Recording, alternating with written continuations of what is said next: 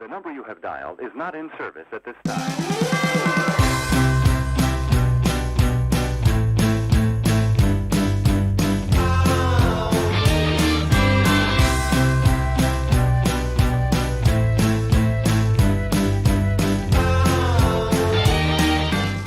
Welcome to Spotlight on the Arts. I am Patrick Cristiano, your host, the publisher of TheaterLife.com, a website for theater buffs in New York City and the Hamptons, covering Broadway and off-Broadway, as well as theater events here. And I have a really special guest today, the director, writer, the president of the Hampton Theater Company. And an actor.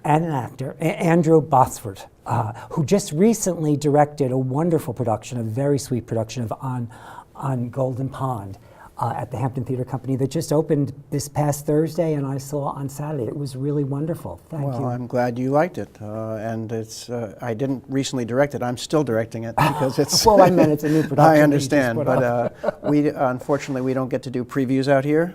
So every show that we do is essentially a preview because it's the first time we get it in front of a house.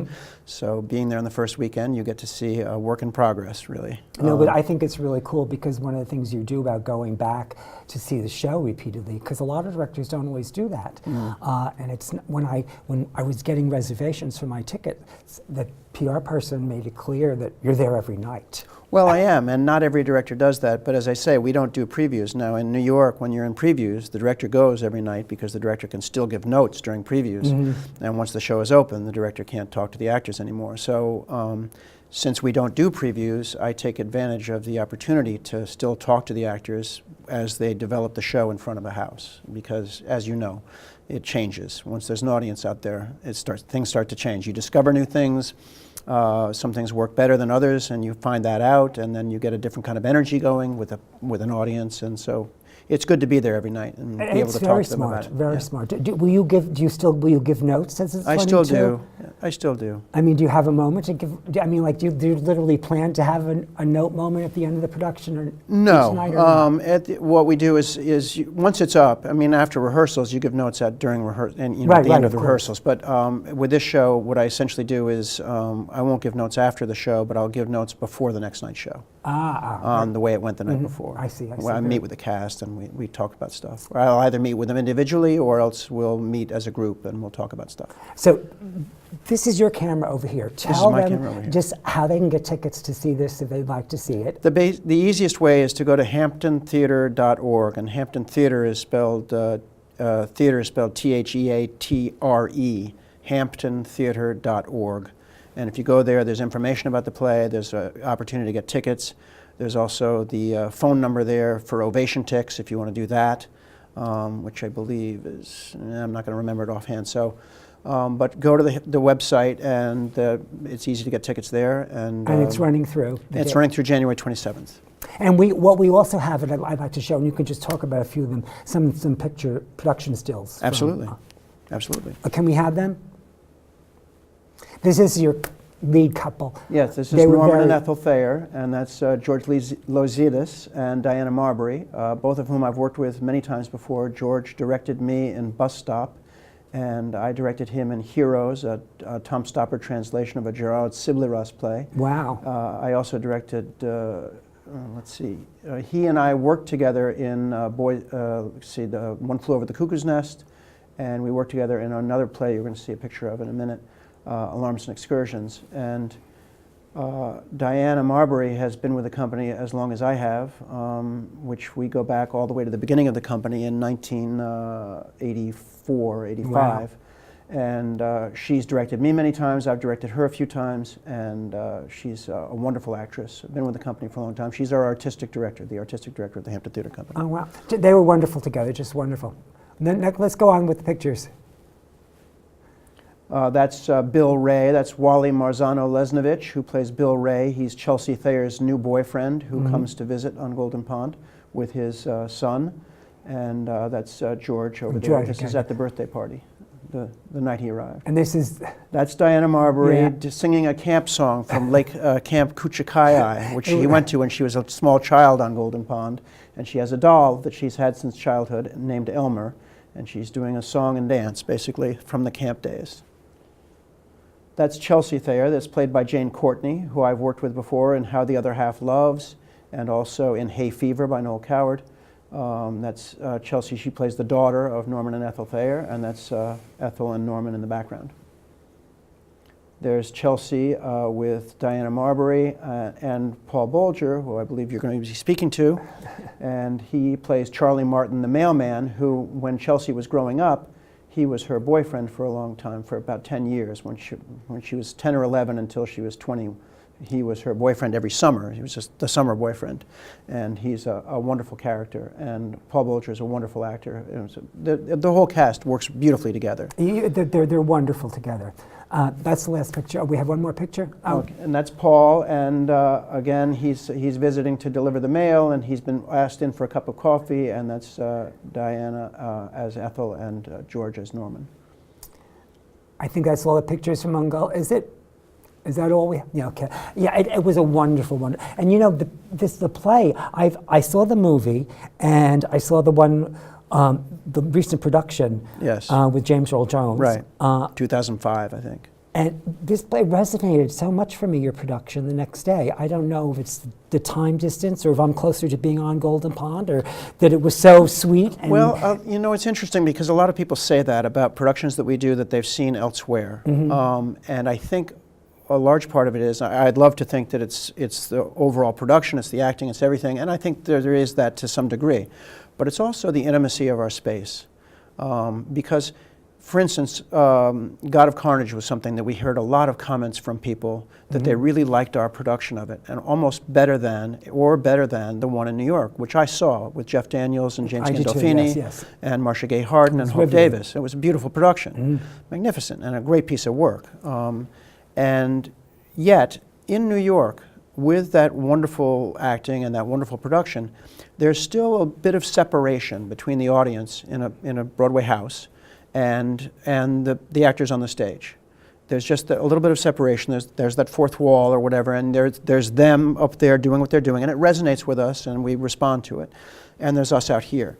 In our theater, I think what people get is that sense of intimacy, that we're in the room with those actors, that we're in the room with those characters. And so it's true for something like God of Carnage, where you're in that one apartment, and it's true with something like this, where on Golden Pond, where you're in the cabin with them, and you feel a part of that family, you feel a part of what's going on.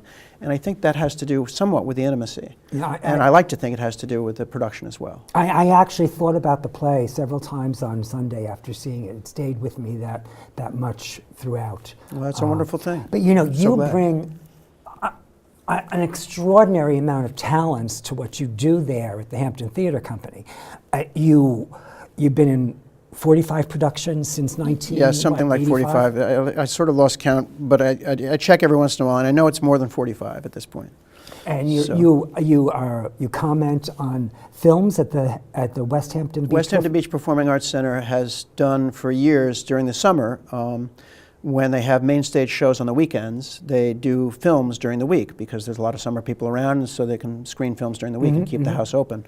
And so they show independent and world cinema. They've been doing this for 10, 11 years now in the summer. And from 4th of July until Labor Day, they screen films Tuesday, Wednesday, Thursday.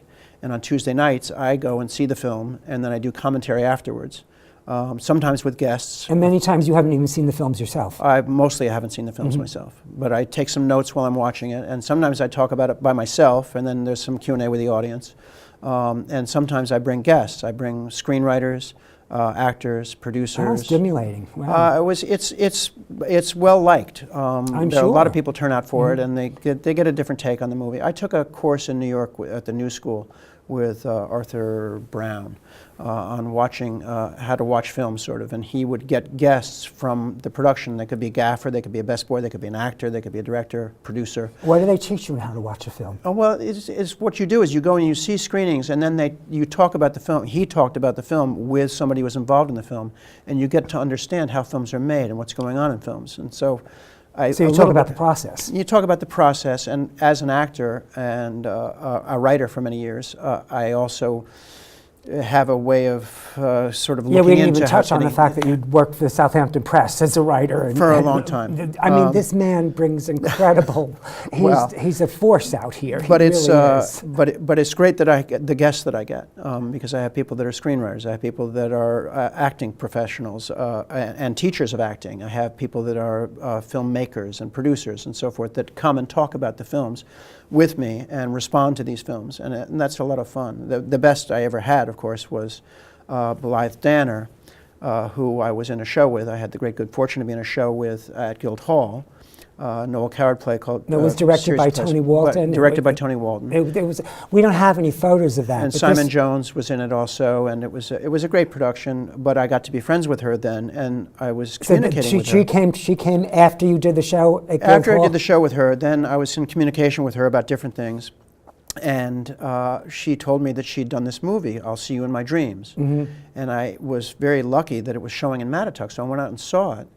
And afterwards I said, wouldn't it be great? And I asked her, would she be willing to come down if we screened it at the Performing Arts Center? Would she be willing to come down and talk about it? She said yes.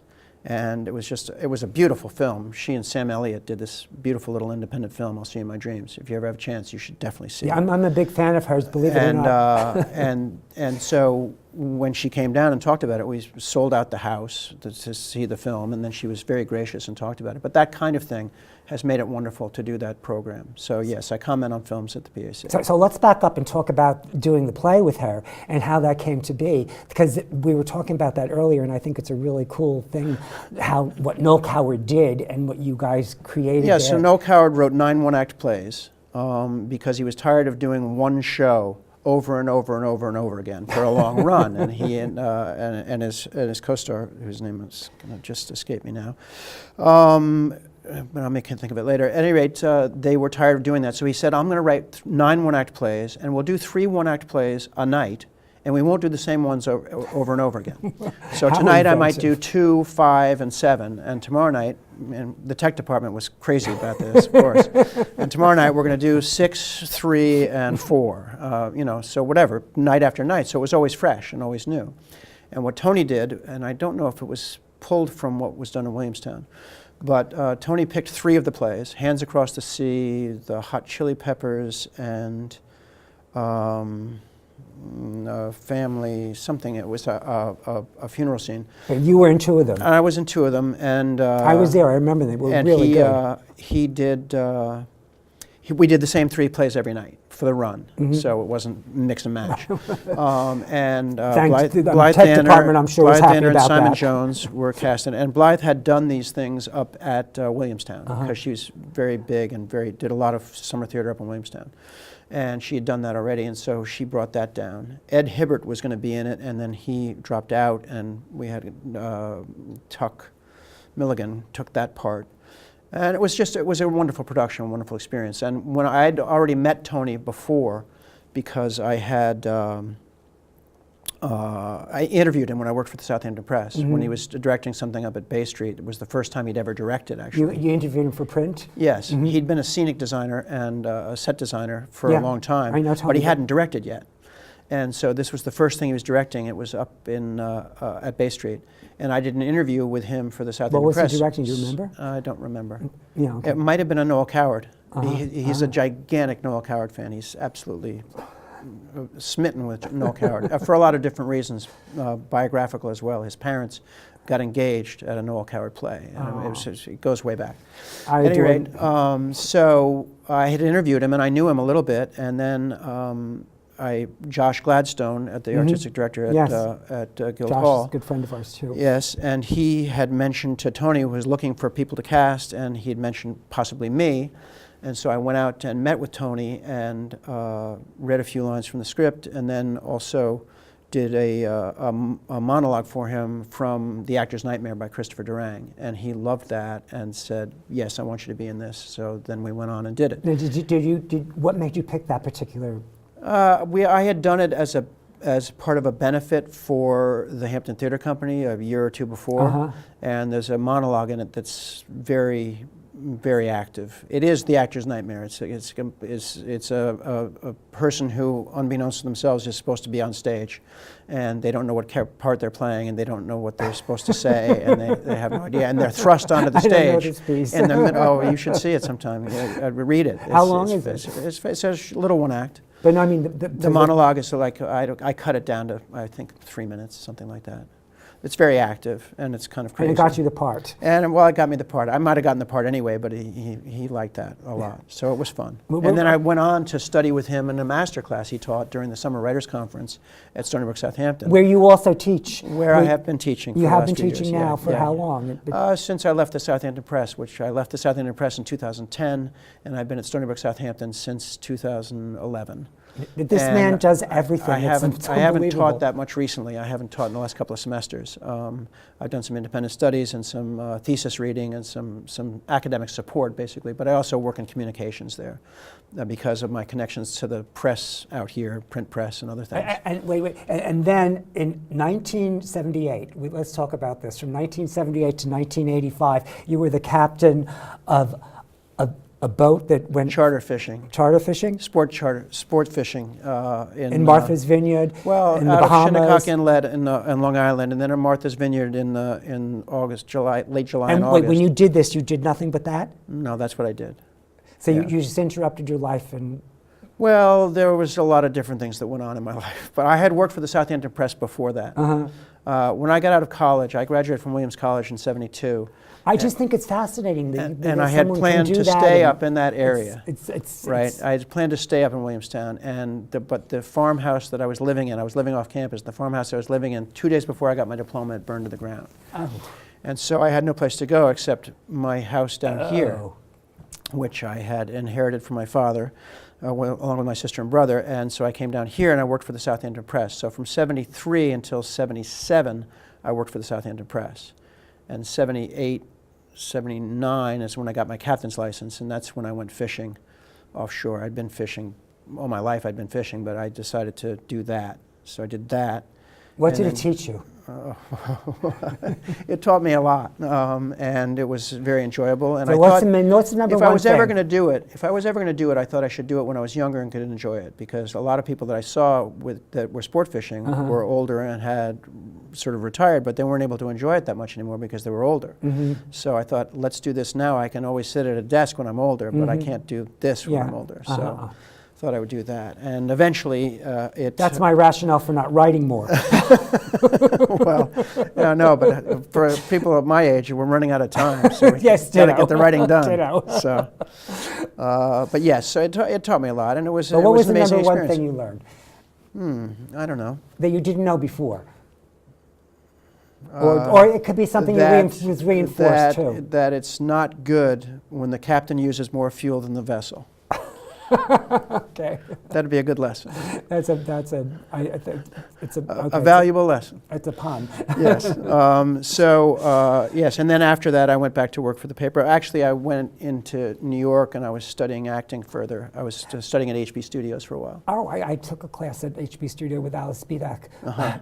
Joy Behar was in my class, believe it or not. I have a couple of things I want to get to. Can we do these pictures? I had some pictures from I guess, from some of the 45 productions you did with the Hampton Theatre Company. Just talk about them briefly. Oh, no, this one isn't from the Hampton Theatre Company. No. This one I wanted to show in particular because I was there that evening. This was a riveting evening. Everybody involved in it. This is you with Mercedes Ruehl. It was directed by Harris Hewlin. Tell them what it was. Are You Now or Have You Ever Been? And it was a play that was made from real testimony of the House Un-American Activities Committee. And this is you on stage. James Earl Jones in the background. James Earl Jones is back there. Matthew Broderick was in that also. It was a wonderful cast. It was an extraordinary A lot evening. of local actors were in it. People that I've worked with at the Hampton Theatre Company, people that have worked at the Southampton Cultural Center, a lot of different actors. Okay, let's have the next picture. We have to move through them quickly. Yes, that's me as President Chuck Smith during in November, which was the David Mamet play that was written when George Bush was leaving office in 2008. And this play can never be done again because we did this on the eve of the 2016 election. just before. It closed the week before the election. What and perfect timing. It can never be done again. So it was an amazing play. That's from an Alan Ayckbourn play called How the Other Half Loves with my longtime colleague, Rosemary I love Cline. Ayckbourn. Ah. Rosemary Cline did that with me. And we did that play twice, How the Other Half Loves, twice. And this play, I played the husband of Rosemary Cline. In the previous time we did it, I played her lover and not her husband. But she wasn't in it the previous time we did it. That's from Vanya, Sonia, Masha, and Spike. That's Jane Lowe and Rosemary Cline on the other side of me, and I played Vanya, and we did that a few years ago, and that's a wonderful place. That's November with Matt Conlon, who I've worked with many times, and Rebecca Adana. That's in the Oval Office as the president. This is from Black Tie by Gurney. This is a Gurney play, and A.R. Gurney play, and that's, again, Rosemary Cline to my left, and that's Shear, Christopher Shear, who played our son, who's getting married, and we're at a hotel in the Adirondacks getting dressed in our tuxedos for the wedding, and he's just announced he may not be getting married. This is the Alan Ayckbourn play. No, this is not this is a Michael Frayn play, Alarms and Excursions. That's George Loizidis next to me, to my right, my left, stage left, to my right, and that's Rosemary Cline in a wig on the left, and that's Jane Lowe on the other side. Both of them were in Vanya, Sonia, Masha, and Spike. And that's Michael Frayn wrote a play called Alarms and Excursions. In that play, we are in adjoining motel rooms, listening through the wall to each other. So that's you did that so well, capturing everything really quickly and remembering who everybody was. Well, that's not easy. No, I know. Not easy. And those are all pretty much recent productions. Yeah. Going back, as I say, it's a little embarrassing or scary to note that the first play I was in was the second play the company ever did in 1985, and it was two plays in one night. It was A Christmas Carol, in which I played the nephew, Fred, because I was way too young to play Scrooge, obviously. Back then, yes. And we also did Thornton Wilder's Long Christmas Dinner in the same night, and I had parts in both of those. And that was the second production the company ever did, and that was in 1985. Now, I read, is this possible? This is the last season? No, this is the last season before the next season. No, but are you going to move from Quag? Did I see something about that in the PR piece? Or is that, Nope. Okay. Nope. It's the first time we're ever doing a musical. We have a musical coming up the next time. Okay. What's the musical you're going to do? We're doing Men of La Mancha. Oh. And we've done musicals for young people before. Cinderella and Sleeping Beauty, sort of in the gap between our fall show and our winter show. We've done these little small musicals for young audiences. But this is our first grown-up full production of a musical with 6 musicians on stage and a cast of 13. Man of La Mancha. It's a big production, and it's going to be our first one. It's going to open around March 20th, 21st. Okay. And, but right now they can see on Golden Pond. They can see on Golden Pond through January 27th. And the date again? Through January 27th. January 27th. Yeah. And we still have about 4 minutes left, and I want to talk a little bit about the Hampton Documentary Film Festival that I know nothing about, that you told me happens in December, and you've been hosting. I've been hosting. It's really the labor of love and the brainchild of Jackie LaFaro, who is a documentary filmmaker herself, and she's been putting this on. I think we're now in the 10th or 11th year. Wow. That's been going on, and the first How year long is she it? did. It goes on. Well, it started out as being 2 days of a weekend. Okay. And So it's it's now grown. it's now 5 days. It's now Thursday, Friday, Saturday, Sunday, and a Monday is a community day. Thanks to Douglas Elliman, they've sponsored a community day where all films are free. And where are the films shown? At Bay Street Theater. Bay Street Theater. And everything's done at Bay Street. And you started out, they did a day at Bay Street, a Saturday at Bay Street, and they did a Sunday at the Performing Arts Center in West Hampton Beach, but they couldn't really get the attendance at West Hampton Beach that they got at Bay Street, so they made it 2 days at Bay Street. And then they made it 3 days at Bay Street, Friday, Saturday, Sunday, and then they went to Thursday. And now it's all docs all day for 5 days, and it's miraculous. Originally it was called the Hamptons Take Two Documentary Film Festival. And it was called Take Two because some of these documentaries had been around before, but they were getting a second take, second life. Right. And some of them were new documentaries, and some of them have been from Long Island, some of them from different things, and they're just amazing. And the amazing thing is it's a festival experience. So the filmmakers come out, or the subjects of the documentaries come out, And my job as host, I used to co-host with Bonnie Grice from WPPB. She would be the host and originally she was the host in Sag Harbor and I was the host in West Hampton Beach. And then we started dividing up the days in Sag Harbor at Bay Street. She would do one day, I'd do the other day.